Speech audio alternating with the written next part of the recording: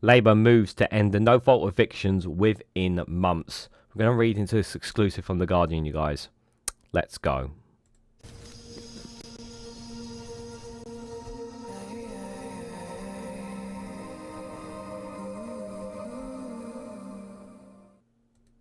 Good morning, good afternoon, good evening, wherever you are in the world. This is Reganelite here with an exclusive from The Guardian with the headline that Labour moves to end the no-fault evictions within months. The exclusive reveals that renters' right bills, including the ban on Section 21 evictions, is to have its first Commons readings next week. Guys, while you're here, make sure you hit the like button and share it across social media so others are notified of this video. Yes, let's get on with it. Let's get it done. Let's get this Section 21 ban put in place. The sooner it's done, the better. Obviously, by the time you guys see this video, they may already have the reading already on the renters' rights bill, but the sooner this gets pushed through, the better. It's really, really important that we put an end to the ban on Section 21 evictions. I know that there is always more room for more improvement and that Labour can do more, but this one is the biggie one for me. Protecting renters is such a priority. We know that landlords have a great deal of political influence because they also have a lot of money that they throw at such as the Conservative Party, and we know that one or two Labour landlords as well. So we know there is political influence there, but this was in their manifesto. This is something that they are planned on doing, and the sooner this is put through, the better. And I couldn't be more happier, and I really do hope that this just gives renters a pick-me-up that they badly need it. Too many renters have suffered, and this is a step in the right direction. It really, really is, and hopefully it will be a step towards more rights for renters and less power given to landlords, because renters don't have enough rights, and we need to bring that balance back into full status for sure. So landlords will soon be banned from removing tenants without cause as the government prepares to launch a long-delayed package of measures for renters, including stopping no-fault evictions within months. Ministers will bring the Renters' Right Bill for the first reading in the Commons next week, sources have told The Guardian, as they look to rush through key parts of the housing changes. At the heart of the bill, according to several people with knowledge of its contents, will be an immediate end to so-called Section 21 evictions, where a landlord can oust a tenant for no reason and to be brought into force as soon as the bill is granted royal assent. It will also include other protections such as requiring landlords to give more notice before they evict a tenant and preventing them from inciting bidding wars by encouraging prospective tenants to bid more than the listed rental price. And ministers will seek to enact Amorib's law, which will force landlords and agents to carry out crucial repairs within a specific period of time, with the exact period likely to be decided after a consultation. The bill marks a major victory for renters' right campaigners who have warned for years that the lack of tenant protections in the UK has exacerbated the housing crisis and added to the financial instability of millions of renters. A spokesperson for the Ministry of Housing, Communities and Local Government says the Renters' Right Bill will be introduced in due course, and we have a commitment to engaging with the sector throughout the process, and we will take action by abolishing the Section 21 no-fault eviction immediately, end rental bidding wars to stop predatory prices and pitting renters against each other, and empowering renters to challenge poor conditions. And you can see this graph here. This is from the source from the Ministry of Justice, with more than 100,000 no-fault eviction court claims have been issued since Theresa May promised to scrap Section 21 orders. And you can see there, she pledged to scrap them in April 2019. At the end of quarter 2020, more than half the courts closed during the pandemic. And then after that, it just skyrocketed, obviously, since then. Section 21 courts claims brought by private landlords in England quarterly. This is just England for reference as well. The bill forms the central plank of Labour's plans to reform the housing market, which also include a massive house building push, liberalisation of the planning system and protection for leaseholders. Michael Gove, the former Housing Secretary, originally proposed ending Section 21 when he was in government, but then modified the proposal in the face of heavy lobbying from landlords and Conservative backbenchers. One of Gove's biggest climb downs was proposed delaying the repeal of Section 21 until after the Justice Secretary had carried out an assessment of whether the courts were ready to handle a predicted rise in disputes between landlords and tenants. Renters' rights campaigners complained that this would lead to an indefinite delay, and in the end the entire bill was dropped after Rishi Sunak called the election. Under Labour's revised proposal, the no-fault eviction ban would start as soon as the bill becomes law. The government also planned a series of other protections for renters, including longer noticing periods before they had to move out of the property if a landlord wants to sell it or move back in.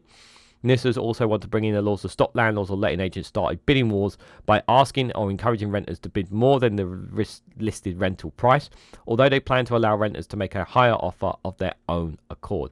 I just want to come to this here because I do think this is a really important point here.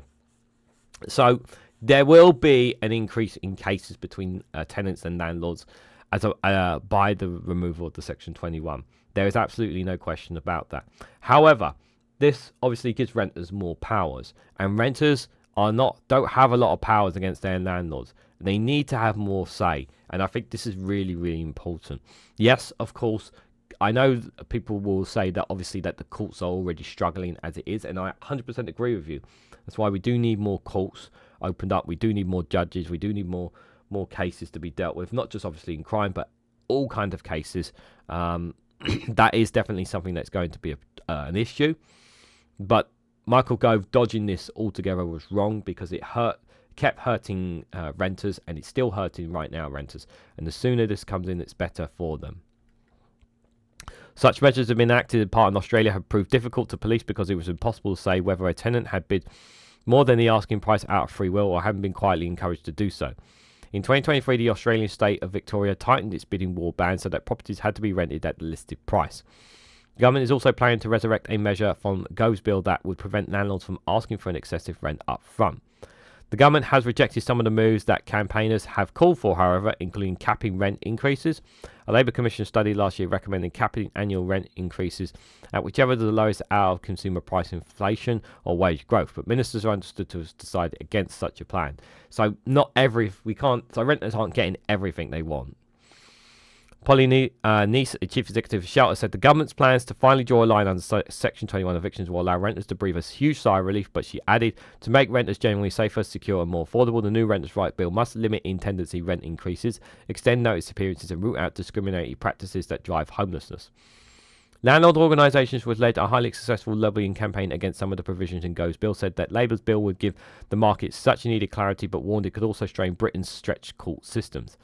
Ben Beagle, Chief Executive of the National Residential Landlords Association, said, the end of Section 21 will leave the courts needing to process possession claims where landlords have a legitimate reason without reforms to ensure the courts process cases much more swiftly. They risk becoming overwhelmed and they will not serve the interests of tenants or landlords seeking justice. Well, you would say that, obviously, because you guys already have so much power as it is.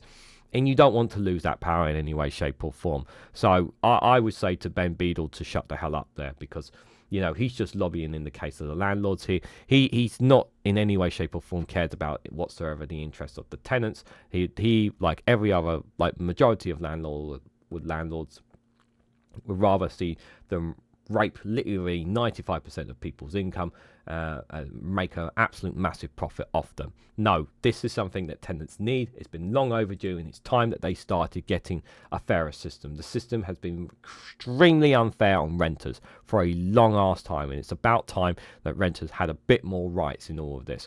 If you're a landlord that don't like this, tough. Move out of the business if you can't handle it anymore is the message I have for anyone who has a problem with it. Yeah, because too many times, I've heard too many stories, too many people who have suffered as a result of landlords.